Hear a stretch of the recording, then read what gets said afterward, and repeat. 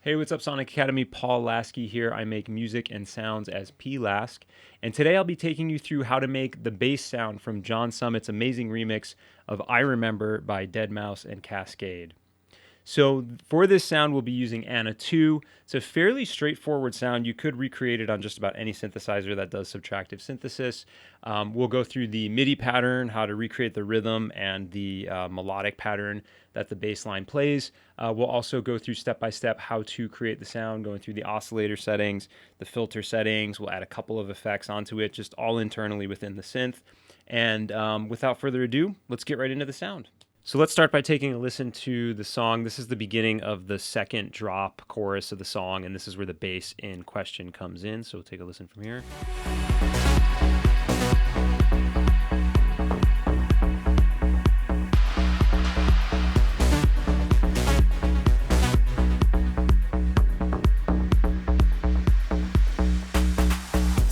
Same bass repeat, same bass pattern, same note, repeats up through bar 17.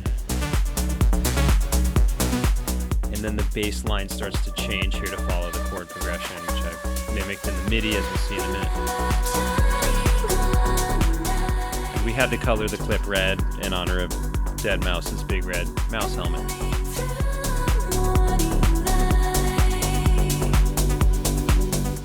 Okay. And then that continues to loop, that pattern. So I'm going to unsolo the reference song here, and then we've got just a couple of drum loops. Let's play those here. Trying to get the progressive house vibe a little bit. And then the bass notes here, the song is in the scale of B minor, and it's mostly just a B note. That first pattern, it just repeats a B note. If I zoom in a little bit here, you can see a bit better. My grid is 16th note grid. And it's kind of this like syncopated bass line. You hear this in a lot of progressive house, a lot of trance music.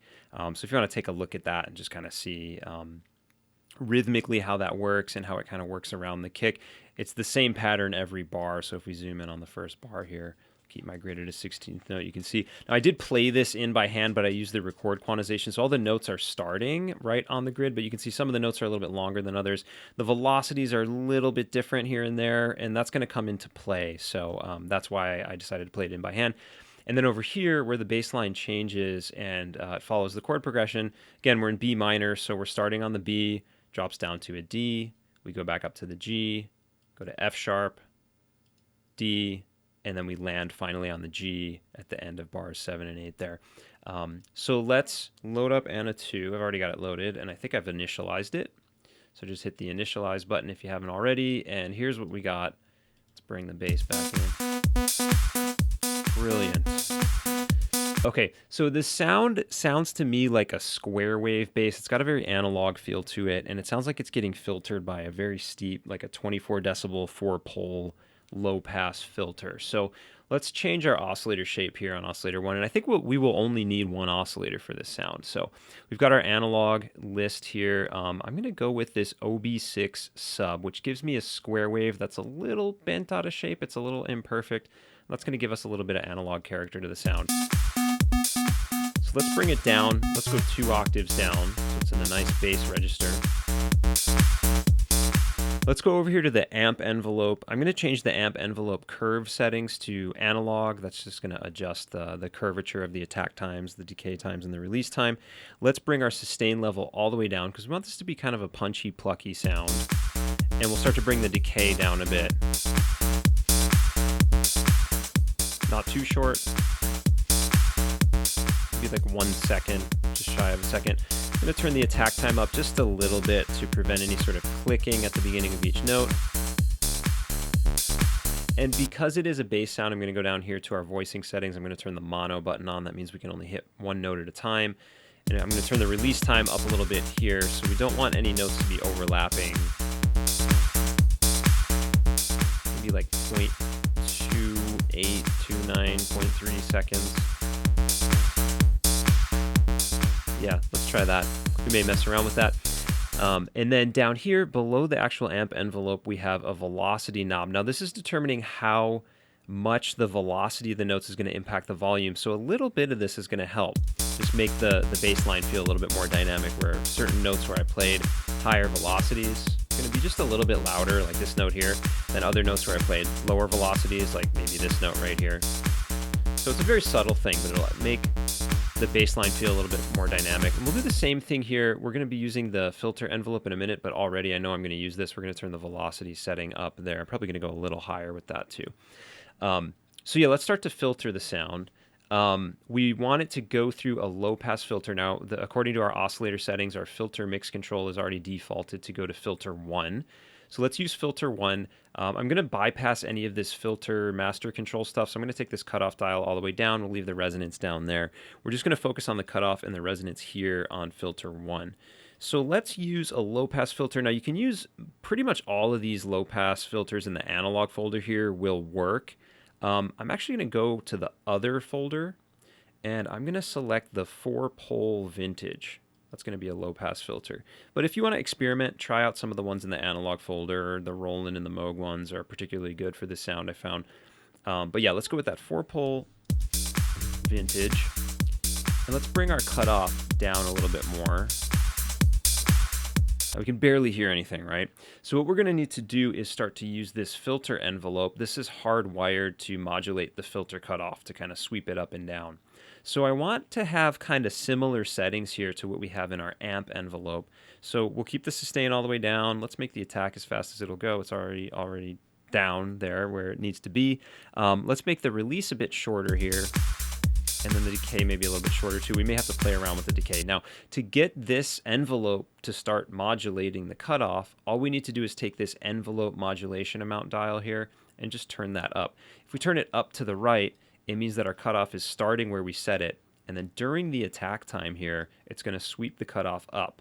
So because our attack is really fast, instantaneous, it means that the cutoff is jumping up. And then during the decay time, it's going to sweep back down based on where we have our sustain level at, and I have the sustain all the way down. So we start to hear a little bit of that filter punch going on here. So let's maybe start the cutoff somewhere around 70 to 80 hertz. Let's maybe bring the envelope modulation amount down a little bit. The more we bring this up, the higher it's opening the filter up, the brighter the sound gets. So we don't want it to go all the way.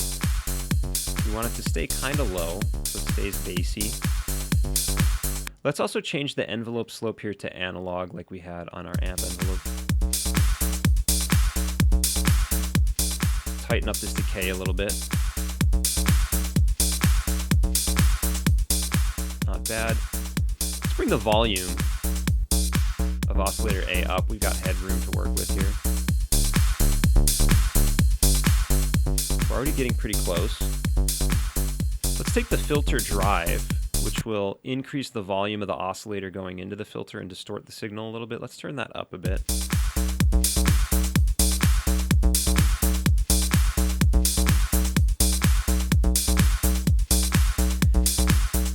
Not bad. Now let's go down to our effects. Let's turn on effect 1 here. Let's change it from a chorus, which it defaults to. Let's go to the dynamic folder here, and let's load a limiter. Just to kind of keep some of these different velocities are going to adjust the volume and the filter cutoff position, or the filter envelope amount, I should say. And so we're going to get some different volumes on some of these notes. So it wouldn't hurt to have a limiter just to kind of keep the volumes under control. Let's take the dry wet all the way up to 100%. Let's turn this soft clip on too, and then we'll start to bring the limiter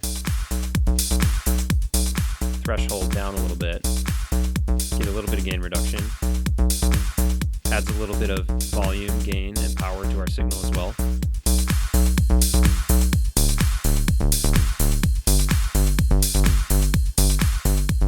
You can experiment with turning the release, or it's not the release, I'm sorry, the resonance. Notice if we turn that up with the drive and now the limiter distorting the signal just a little bit, get a little bit of like an acid kind of sound, which is cool. This might be a cool thing to automate if you're making this for your own music. It's not really happening in the reference sound, so we'll keep the resonance down.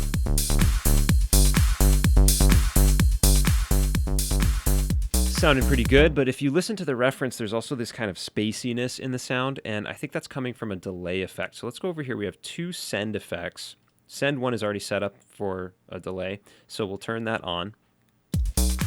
And I think the default decay time, or not the decay time, delay time I should say, of 2/16 notes, or basically 1/8 note, is going to work for us.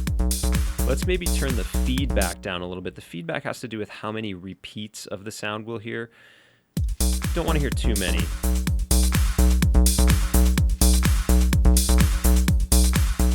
25%, something like that. Let's also high pass the wet signal here, which is nice because it's not going to remove any of the lows. This is high passing, so it's removing low frequencies, right? But it's not going to remove any of the lows from the actual bass sound itself, the dry bass. We're still getting all the low end power from that. This is just the wet delay signal that's getting high passed here. So those, echoes that we hear after the original sound, we're just really hearing the higher frequencies on those, cutting out the subs. This input level, this is almost like a send level. The higher we turn this, the more the wet delay we're going to hear. And we don't want too much of that. Might actually back it off a little bit. I might bring it to like -1. A little more feedback. And this is pretty much the sound right here. If you wanted to experiment further, one thing that could be fun is we could go to oscillator 2. We could actually copy the settings from oscillator 1 over to oscillator 2. Let's click oscillator 2 and maybe try changing oscillator 2 to a saw wave. Let's see what analog waveforms we have here. Maybe the saw fat waveform. Gives us a slightly different tone. Get some harmonics sort of going in and out of phase with each other. Creates a little bit of movement in the sound. Sound is a bit simpler, I think, in the reference song. Adjust the volume of oscillator 2. We could also maybe pitch oscillator 2 up by an octave. Add some interesting upper harmonics to it. If we click oscillator mix, we can see both oscillators firing off and adjust their levels from here, just in a single display window. But yeah, I think for now I'll keep oscillator 2 off. I think it's just oscillator 1 with that square wave is kind of doing it. Nice tight sound. That delay is adding some space to it. We got the limiter keeping the volumes under control, adding a little bit more gain. And really it's all about that square wave and that filter. Let's hear it one more time and just imagine the pretty chord progression over the top of it and the ethereal vocals. Classic tune. Good remix. Good work, John Summit. Okay, so let's save this. It's always good to save your presets, right? We'll save it as... I always put BS when I save bass sounds. It's just a prefix I like to use for myself. Let's call this John Remembers. Because he does. And we'll put it in our bass category, and then I can tag it later. We'll just hit OK for now. There we go. So that is our John Summit remix of Dead Mouse and Kaskade's I Remember, the bass sound. Hope you enjoyed this. Hope you learned something about synthesis, about Anna 2, about making bass sounds in general. Go make some great music, and I'll see you again in the future on another Sonic Academy tutorial.